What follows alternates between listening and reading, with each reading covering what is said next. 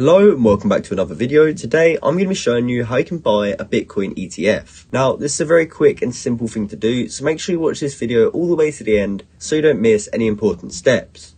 Now buying a Bitcoin ETF is pretty simple and it only involves a few steps. And the first step is to actually open up a brokerage account if you don't yet have one. So if you already have an account with a brokerage, I recommend that you use that because it will save you having to sign up for a new brokerage. However, if you don't yet have one or they don't actually support Bitcoin ETFs, you can actually do it at various platforms, and I'm currently on E-Trade right now, but you can do it on a whole bunch of different platforms such as eToro, Charles Schwab or even Robinhood. So choose whichever one is easiest for you. From there, you'll need to open up an account or log into your existing account.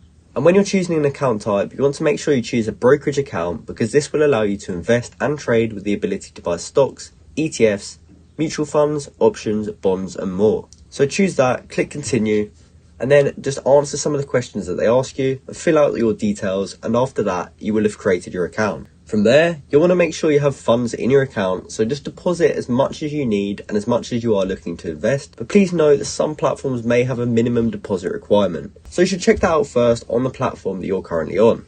Now from there, you actually want to search for a Bitcoin ETF. However, there are a few, so you want to pick whichever one appeals to you best. And currently, I believe the BlackRock iShares Bitcoin ETF actually has the smallest fees, so I'd probably recommend you to do that, as the fee is only 0.12% of the net asset value of the trust for the first $5 billion or for the first 12 months, depending which comes first. So what we want to do is go to the search bar and we can just type in IBIT and then click search. And here we'll see the IBIT shares Bitcoin ETF. So here we can click on it and see a bit more information about it. So here we can see the price, as well as a few other things about the ETF.